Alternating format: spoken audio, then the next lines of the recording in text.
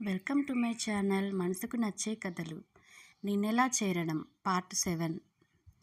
University ప్రిమిసెస్లో ఒక auto ఆగింది. అందులో నుండి ఒక వ్యక్తి దిగాడు. లోపలికి వెళ్ళాలా వద్దా అనే తర్జన భర్జన పడి చివరకు వెళ్ళకూడదని నిర్ణయించుకొని అక్కడికి కొంచెం దూరం ఉన్న కేఫ్కి వెళ్ళి టీ చెప్పాడు. వచ్చే పోయే వాళ్ళను గమనిస్తూ ఒక గంట అవగొట్టాడు. గంటలో 4 టీలు ఒక సమోసాకి మోక్షం కల్పించి ఇంకా అక్కడే ఉంటే బాగోదని లేచి నిలబడుతూ మరోసారి గేట్ వంక చూశాడు. తన మొహంలో ఒక నిశ్చింత ఉంది. వచ్చే వ్యక్తిని చూడగానే కళ్ళతో ఏవో సైగలు చేసుకొని అక్కడి నుండి వెళ్ళిపోయాడు. సరిగ్గా అదే టేబుల్ దగ్గరికి వచ్చిన వ్యక్తి తను కూడా టీ తెప్పించుకు తాగుతూ టేబుల్ కింద తడిమాడు. ఒక వస్తువు తన చేతికి తగలగానే తీసి వెంటనే తన ప్యాంటు జేబులో పెట్టుకొని టేబుల్కు అతికించిన బబుల్ గమ్ని టిష్యూతో తీసి జాగ్రత్తగా మడిచి డస్ట్బిన్లో పడేసి వెళ్ళిపోయాడు. ఇదంతా ఎవరూ గమనించలేదు. కారణం కేఫ్ రద్దీగా ఉండడం. హే ధృతి, రేపు సండేగా, ఏం ప్లాన్స్ ఉన్నాయి అని అడిగి, ఏమీ లేకుంటే షాపింగ్కి వస్తావా ఈవినింగ్ అని అడిగింది మాధురి. ఇంటికి వెళ్ళాక నీకు కాల్ చేస్తా, నాకైతే ఏమీ పనులు లేవు, బట్ ఇంట్లో ఏదైనా ప్రోగ్రాం ఉంటే మటుకు రాలేకపోవచ్చు అని అంది ధృతి. అందుకే ఇంటికెళ్ళి తెలుసుకొని కాల్ చేస్తా అని చెప్పింది. నాకు డౌట్, నువ్వు మీ మదర్ని ఒకసారి మమ్మీ అని ఒకసారి అమ్మ అంటావు ఎందుకు అని తనకు వచ్చిన అనుమానం నివృత్తి చేసుకోవడానికి అడిగింది. ఓ అదా, మేము మమ్మీ అనేవాళ్ళం. మా వరుణ్ బాబా అమ్మ అనేవాడు వాళ్ళ అమ్మని. మేము ఒకే దగ్గర ఉండేసరికి ఎప్పుడు ఏ వర్డ్ వచ్చేదో తెలియదు. మమ్మీ కంటే అమ్మ అంటేనే మా అమ్మ ఎక్కువ సంతోషిస్తుంది. చిన్న చిన్న వాటికి ఎక్కువ సంబరపడుతుంది. అల్ప సంతోషి అని తన స్టైల్లో నవ్వింది ధృతి. అయ్యుండొచ్చు. నేను అమ్మ నాన్న అనే పిలుస్తాను. మేము చిన్నప్పుడు ఊర్లో తాత వాళ్ళ దగ్గర ఉండేవాళ్ళం. నాన్న రోజు అప్ అండ్ డౌన్ చేసేవాడు ఆఫీస్కి. నేను 8th క్లాస్లో అనుకుంటా చిన్న యాక్సిడెంట్ అయింది. ఇక అప్పటి నుండి సిటీలో ఉంటున్నాం. ఈ మధ్య సొంతిల్లు తీసుకున్నాం అని చెప్పుకొచ్చింది మాధురి. సరే ఇక వెళదామా అని ఎవరి వర్క్ వారు చూసుకొని ఇళ్ళకు వెళ్ళిపోయారు. సుధా వాళ్ళ ఇంట్లో, మమ్మీ నేను బాగా లావయ్యానా అని తనను తాను నిలువుటద్దంలో 1కి 10 సార్లు చూసుకొని అడుగుతుంది నందు. ఈరోజు నీకేమైందే అసలు? పొద్దుటి నుండి ఊరికే అడిగి విసిగిస్తున్నావు. పిల్లాడికి రేపు వ్యాక్సిన్ వేయించడానికి వెళ్తావుగా, అక్కడ వెయిట్ చెక్ చేసుకో, నాకు చాలా పనులున్నాయి అని నందు అలమర సర్దుతుంది సుధాచంద్రన్. అది కాదు మమ్మీ, నీకు ఎలా చెప్పాలి అని తల్లికి చెప్పడానికి సంకోచించింది. నిన్న వరుణ్ తనని మామూలుగా చూసినా తనకి ఇదేంటి ఇలా ఉంది అనే అర్థం వచ్చేలా చూశాడని నిన్నటి నుండి మదన పెడుతుంది. నేనేం లావు కాలేదు, అయినా బాలింత ఇలా కాకుండా ఎలా ఉంటుంది అని తనను తానే మోటివేట్ చేసుకొని కూర్చుంది నందన. కాలేజీ నుండి ధృతి, ఆఫీస్ నుండి శత్రు గారు ఒకేసారి వచ్చారు. ధృతి ఫ్రెష్ అప్ అయి హాల్లోకి వచ్చింది. అప్పుడే వరుణ్ వచ్చాడు చేతిలో ఏవో ప్యాకెట్స్తో. ఏం తెచ్చావు బావా అని లాక్కుంది ధృతి చేతిలో నుండి. సుధాగారు చేతి మీద ఒక్కటేసి, ఏళ్ళొచ్చాయి, ఏం ప్రయోజనం, చిన్నపిల్లల చేతి నుండి లాక్కుంటావా అని కసిరారు. ఉండత్తా, అది ఫ్రీగా ఉండేదే ఇంట్లో ఉన్నప్పుడు. ఇక్కడ కూడా రెస్ట్రిక్ట్ చేస్తే అది పూర్తిగా ముడుచుకుపోతుంది అని అత్తకు చెప్పి అందులో ఉన్న పేస్ట్రీలు తీశాడు. నువ్వు తిను అని ధృతికి చెప్తుంటే, మరి నాకు అంది నందు. వరుణ్ ఒక లుక్ ఇచ్చాడు. సుధాగారు, నువ్వు చల్లగా ఉండేవి ఫ్రీజర్ ఐటమ్స్ తినకూడదు అని కాస్త గట్టిగా చెప్పారు. మూతి తిప్పి వెళ్ళబోతుంటే, అందులో పఫ్ ఉంది అత్త, తను తినొచ్చా అని అడిగాడు వరుణ్ బాబు. వెనక్కి తిరిగి చకచకా వచ్చి, తినొచ్చు, ఎగ్ కదా అని ధృతిని కూడా రమ్మని తను ప్లేట్లో పెట్టుకొని తినడం స్టార్ట్ చేసింది నందన. ఒక బిడ్డకు తల్లి అయినా దీనికి పిల్లతనం పోలేదు అని సుధాగారు అనుకొని వెళ్ళారు. ధృతి, రేపు సండే, నీకేమైనా పర్సనల్ పనులు ఉన్నాయా అని అడిగాడు వరుణ్. లేదు బావా, మాధురి అని చెప్పానుగా నీకు, ఆమె ఫ్రీగా ఉంటే షాపింగ్కి రమ్మంది. నేను ఇంకా కమిట్ అవ్వలేదులే ఏం బావా, ఏదైనా పనా బేకరీలో అని అడిగింది. ఒక పక్క పఫ్ తింటూనే వీళ్ళ మాటల్ని శ్రద్ధగా వింటుంది నందన. వెనక పెరడు క్లీన్ చేద్దాం, ఏవైనా మొక్కలు వేద్దాం, అంత ప్లేస్ ఖాళీగా ఉండడమే ఎక్కువ అంటే పనికి రాకపోవడం ఇంకో మెట్టు ఎక్కువే. సో వీఆర్ డూయింగ్ ఇట్ అని అన్నాడు బొటనవేలు చూపిస్తూ. ఎస్ బావా, గుడ్ ఐడియా, ఐఆమ్ రెడీ అని తన సమ్మతం తెలిపింది ధృతి. దేవ్ ఇంటికి వెళ్ళేసరికి 8 అయింది. భోజనంకి పిలిచింది సంధ్య. ఏంటమ్మా అలా ఉన్నావు, ఒంట్లో ఏదైనా బాలేదా అని అడిగిడు తల్లిలో ఏ కళాకాంతి లేనట్టు వాడిపోయిన మొహం చూసి. ఒంట్లో కాదు నాన్న, ఇంట్లోనే బాలేదు అంది సంధ్య. మళ్ళీ ఏంటమ్మా అని కొంచెం హీనస్వరంతో అడిగాడు. ఎప్పుడూ ఉండేదేగా, ఇప్పుడేమన్నా కొత్త ఏంటి? మీ నాయనమ్మ చాదస్తం మళ్ళీ ఆవిడ మీదకి నోరు కూడా ఎత్తేస్తూ ఉంటే ఈ వయసులో కూడా మా పుట్టింట్లో దిగబెట్టే వరకు ఆవిడ నిద్రపోరు, నన్ను నిద్రపోనివ్వరు. ఎందుకొచ్చిందిలే, మీ పెళ్ళిళ్ళు అయిపోతే నాకు సంతోషం. ఆవిడ అనే మాటలు అలవాటైనా ఇంకా సాధిస్తుంది అని కొద్దిగా బాధ అంతే అని తన మనసులో ఉన్న భావాలు కొడుక్కు చెప్పుకొచ్చారు.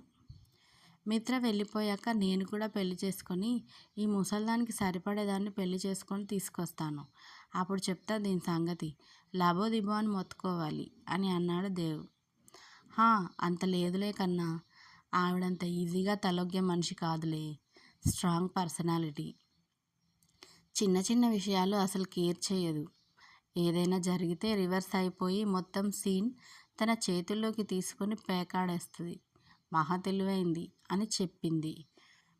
దీని పేరు కాంచన బదులు సూర్యకాంతం అని పెట్టాల్సింది. కాంచన కూడా బాగానే సరిపోయిందిలే. అదేదో సినిమా ఉంది కదా, అందులో దయ్యం పట్టిన వాళ్ళలాగా ప్రవర్తిస్తారు చూడు, అలాగే. అవును, ఎక్కడికి వెళ్ళారేంటి మేడం గారు, కనిపించడం లేదు అని అడిగారు. పక్కింటి పిన్నిగారితో అలా పార్కు దాకా వెళ్ళొస్తానన్నారు, అప్పుడనగా వెళ్ళారు, ఇంకా రాలేదు అని చెబుతుంది సంధ్య. సరే, నాకు భోజనం పెట్టు, ఆకలి అని వెళ్ళి కూర్చొని తినడం స్టార్ట్ చేశాడు సత్యదేవ్. తినేటప్పుడు వచ్చిన నానమ్మని చూసి పలకరించకుండా తినడం కంటిన్యూ చేశాడు. ఆమె సరిగ్గా నోటీస్ చేయలేదు కానీ చేసుంటే మళ్ళీ ఏదో అనేవారే. ఆదివారం ఉషోదయపు సూర్యుడు పసిడి తలుకుల కిరణాలు ధరణిపై ప్రసరిస్తూ ఒక వింత కాంతితో అలరారుతున్నాడు. అప్పటికే వరుణ్ ధృతి నిద్రలేచి వామప్ చేసుకొని ఒక ప్లానింగ్ చేసుకుంటున్నారు. అక్కడ చూడు బావా, సూర్యుడు చాలా బాగున్నాడు కదా, ఒక ఫోటో తీస్తే బాగుండు అని అంది ధృతి. ఎంత ఫోటో తీసినా నీ కళ్ళలో క్యాప్చర్ అయినట్టు ఇంకెక్కడా ఉండదు ధృతి, ఎంజాయ్ చేయి అలా కూర్చొని అని చెప్పి పిచ్చి మొక్కలన్నీ తీసేస్తున్నాడు వరుణ్. ఈ ఖాళీ స్థలం ఎంత ఉంటుంది బావా అని అడిగింది ధృతి. ఎంత అంటే మెజర్మెంట్ అడుగుతున్నావా లేదా మార్కెట్ వాల్యూనా అని క్లారిటీగా అడిగాడు వరుణ్. అదే మెజర్మెంట్స్, గజాలని లెక్క ఉంటుంది కదా, ఎంత ఉంటుంది? రమారమి 100 ఉండొచ్చు. ఎందుకే అన్ని లెక్కలు, అమ్మకపోతావా ఏంటి? మీ అన్న వదిన నిన్ను ఊపిరి కూడా పీల్చుకొనివ్వరు, జాగ్రత్త అని అన్నాడు. అమ్ముకోన్లే, ఏదో ఊరికే అడిగాను, అయినా వాడు ఆస్ట్రేలియా దాటి వస్తే అప్పుడు చూసేది. వాడు వస్తాడట, ఇంకా మీ డాడీ ఈ విషయం మీకు చెప్పాడో లేదో అని మనసులో అనుకున్నాడు వరుణ్. దీర్ఘచతురస్ర ఆకారంలో ఉంది పెరడు ల్యాండ్. ఒక పక్కన మామిడి చెట్లు 2, ఒక జామ చెట్టు, నిమ్మ చెట్టు వరుసగా ఉన్నాయి. మిగిలిన స్థలం అంతా అప్పుడప్పుడు పెట్టిన టొమాటో, మిరప, వంకాయ, ఇతరత్రా ఎండిపోయిన చెత్త అంతా బాలేదు. మొదట ఆ చెత్త అంతా ఒక చోట చేర్చి నిప్పి పెట్టారు. చుట్టూ ఉన్నవి అన్ని ఇండిపెండెంట్ హౌజులే, మళ్ళీ తెలిసిన వాళ్ళే కావడంతో పెద్ద ఇబ్బంది ఏం లేదు. లేదంటే పొగ వస్తుందని కమ్యూనిటీలో రిపోర్ట్లు వెళ్తుండేవి. స్థలం దున్నించే మిషన్ తీసుకొని ఒక అబ్బాయి వచ్చాడు ఆ పాటికి. సుధాగారు వీళ్ళు ఏం చేస్తున్నారో చూద్దామని వచ్చేవారల్లా నందు ఆపి అక్కడికి వెళితే దుమ్ము పడుతుంది, లోనికి రా అని చెప్పేసరికి అటు వెళ్ళడం విరమించుకున్నారు.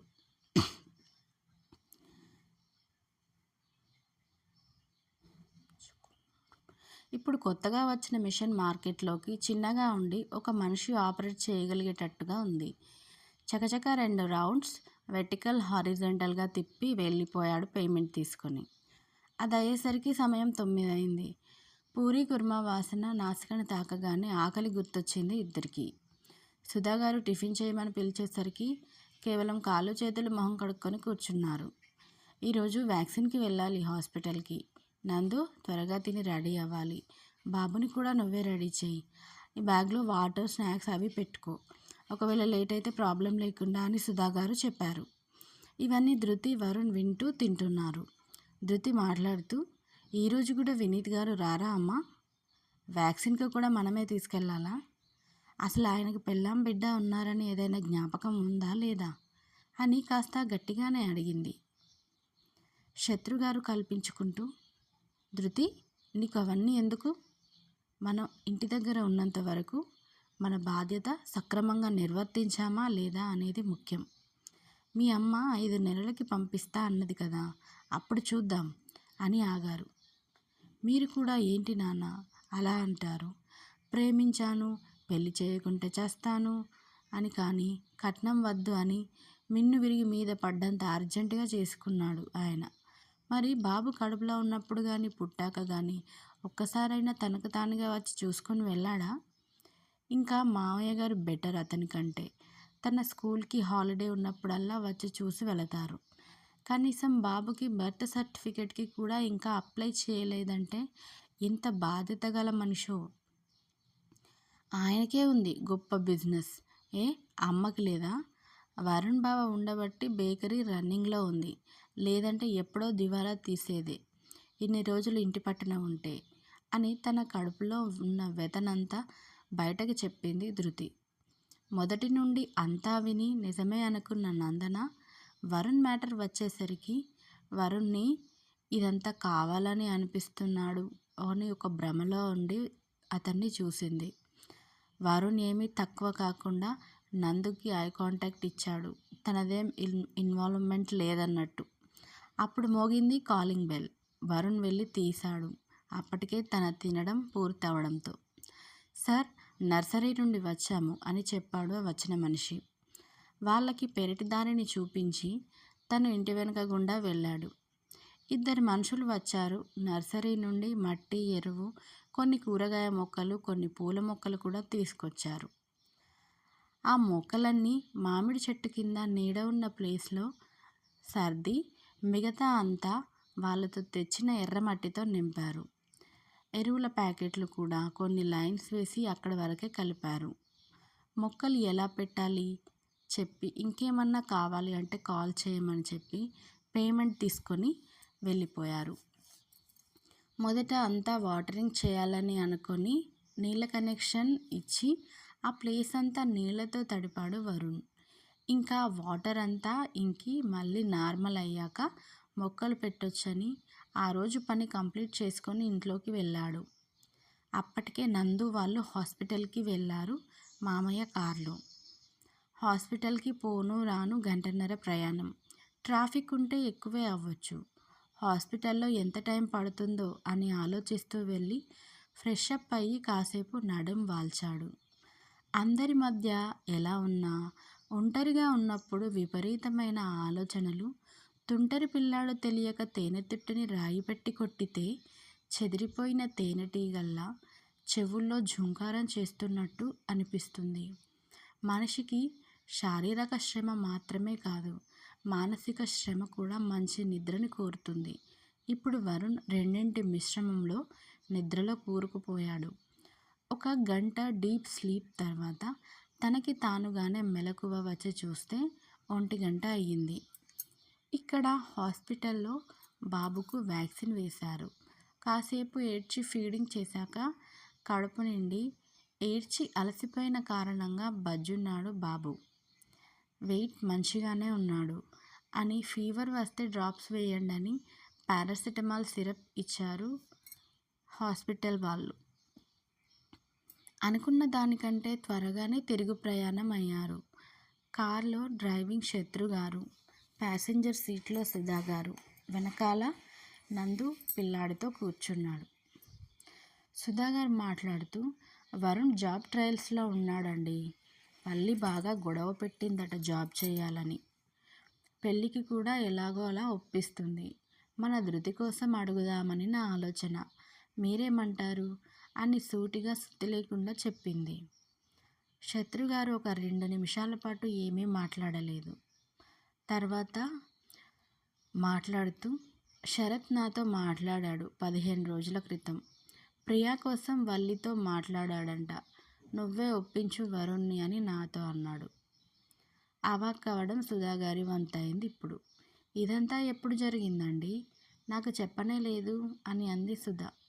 సమయం రాలేదంతే అని సింపుల్గా చెప్పి, ధృతి, వరుణ్ ఎప్పుడైనా నీకు ప్రేమించుకున్నట్టు కనిపించారా? నాకైతే వాళ్ళు అన్నా చెల్లెల్లానే కనిపిస్తారు. అలాంటి ఆలోచనలు ఏమైనా ఉంటే తీసేయి. ముందు ధృతికి పెళ్లి మీద నమ్మకం కలిగించాలి. ఆ బాధ్యత నువ్వు నేను ఎత్తుకోలేము. మా అమ్మా నాన్న మాత్రమే ఆ పని చేయగలరు. తన చదువు కానివ్వు, అయ్యాక చూద్దాం పెళ్లి గురించి అని స్టీరింగ్ తిప్పాడు. వరుణ్ తన గది నుండి బయటకు వచ్చి హాల్లో చూస్తే ఎవరూ లేరు. సోఫాలో కూర్చొని మామయ్యకి కాల్ చేశాడు. శత్రుగారు కాల్ లిఫ్ట్ చేసి, వరుణ్ వచ్చేసాం, ఇంకో 1/2 అవర్ అవుతుంది. ధృతిని భోజనాలకి రెడీ చేయమని చెప్పు అని కాల్ కట్ చేశాడు. ఇది పడుకుందా లేచే ఉందా అని ధృతి అని పిలిచాడు. బావ కిచెన్లో ఉన్నా, ఇక్కడికి రా అని పిలిచింది. ఏం చేస్తున్నావే వంటలక్క అని కాస్త కామెడీగా అన్నాడు. ఇలా వచ్చి ఈ దొండకాయ కట్ చేయవా ప్లీజ్ అని అడిగింది. అబ్బా చేయనే బాబు, అది చేతులకి జిగురంటుకుంటుంది. వేరే ఏదైనా పని చెప్పు చేస్తా అని కిచెన్ గట్టు మీద కూర్చొని పక్కన కూరగాయల బాస్కెట్లో ఉన్న క్యారెట్ తీసుకొని తింటూ అన్నాడు. సరే, ఈ చికెన్ కర్రీ చేయి, నేను రైస్ పెడతాను, అవి కట్ చేస్తా అని పక్కకు జరిగింది. వరుణ్ చికెన్ కర్రీ చేస్తూ, ఎవరు తెచ్చారు చికెన్ అని అడిగాడు. నాన్న వెళ్ళాడేమో, నేను చూడలేదు బావా అని చెప్పింది. మీ నాన్న వాళ్ళు వచ్చేస్తున్నారు, ఇప్పుడే కాల్ చేశా, మన ఏరియాలోకి వచ్చేసి ఉంటారు అని చికెన్లో ఉప్పు కారం వేశాడు. బావా, ఒక పర్సనల్ విషయం అడగాలి, చెప్తావా? చెప్తా అన్నాడు వరుణ్. నువ్వు ప్రేమించింది మా అక్కనే కదూ అని అడిగింది ధృతి. వరుణ్ స్పందించలేదు. చెప్పాలని లేకుంటే వదిలేయి బావా, నీ మనసులో రేగే సంఘర్షణ ఏంటో నేను కనీసం ఊహించలేను. కానీ ఇలా ఎందుకు జరిగిందో నాకు చెప్తావా ఎప్పుడైనా? నీకు చెప్పాలని అనిపించినప్పుడే చెప్పు, కానీ ఈ విషయం నాకు అసలు మింగుడు పడడం లేదు బావా అని కన్నీళ్ళు జలజల రాలుతున్నాయి ధృతి కళ్ళ నుండి. వరుణ్ ఎటువంటి భావం లేకుండా, అదేదో అతనికి చాలా మామూలు విషయం అయినట్టు కర్రీలోకి కొత్తిమీర కట్ చేస్తున్నాడు. ధృతి తనను తాను కంట్రోల్ చేసుకోక అవన్నీ అలాగే వదిలేసి ఇంటి ముందున్న అరుగు మీద వెళ్ళి కూర్చుంది. ధృతి వెళ్ళాక వరుణ్ తన పని కూడా చేయడానికి సిద్ధమయ్యాడు. నందు వాళ్ళు ఇంటికి వచ్చాక అందరం భోజనం చేశారు. ధృతిని తీసుకొని వరుణ్ బేకరీకి వెళ్ళాడు. అక్కడ పని ఉండడంతో నందు ఎటువంటి ఆలోచన పెట్టుకోకుండా బాబుని పక్కన వేసుకొని పడుకుంది. ఈవినింగ్ టైంలో వరుణ్ మెయిల్స్ చెక్ చేసుకున్నాడు. ఒకటి ఇంటర్వ్యూకి రమ్మని వచ్చిన మెయిల్. కొంచెం హ్యాపీ అనిపించింది. వాళ్ళ ఓల్డ్ ఫ్రెండ్ రిఫర్ చేస్తా అంటే తిరస్కరించాడు. కానీ ఆ ఫ్రెండ్ వరుణ్కి చెప్పకుండా రిఫర్ చేసి ఇంటర్వ్యూకి వచ్చాక రిఫరెన్స్ గురించి చెప్పొచ్చులే అనుకున్నాడు. వరుణ్ ధృతికి చెప్పాడు ఇంటర్వ్యూ కాల్ వచ్చిందని. ఎప్పుడు అని అడిగింది ధృతి. 1 వీక్లో ఉంటుంది అని డేట్ మెన్షన్ చేశాడు. సరే అని అత్తయ్యకి చెప్తావా అని వల్లిగారి గురించి అడిగింది. ఇది జస్ట్ ఇంటర్వ్యూ కాల్ మాత్రమే, నువ్వు ఇదేదో జాయినింగ్ లెటర్లా ఫీల్ అవ్వకు, సరేనా అని చమత్కరించాడు. నువ్వు ఇంటర్వ్యూకి వెళ్ళడం, అది రాకపోవడమా? నెవర్ అని సినిమాటిక్ లెవెల్లో ఎక్స్ప్రెషన్ ఇచ్చింది ధృతి. అప్పటిదాకా చిరునవ్వు చిందించిన వాడల్లా సైలెంట్ అయ్యి, అన్నీ మనం అనుకున్నట్టు జరగవులే, ఈ కంపెనీ చాలా పెద్దది, కానీ నా స్కిల్స్ కంపెనీకి ఉపయోగమైతేనే రిక్రూట్ చేసుకుంటారు తప్ప నేనేదో IIMలో MBA చేశానని తీసుకోరు. చూద్దాం. ఇది కాకుంటే ఇంకోటి వచ్చేదాకా ప్రయత్నం మానకూడదు కదా అని టైం చూసి, నేను అమ్మతో మాట్లాడతాను, తర్వాత వెళదాం అని వల్లిగారికి ఫోన్ కలిపాడు వరుణ్.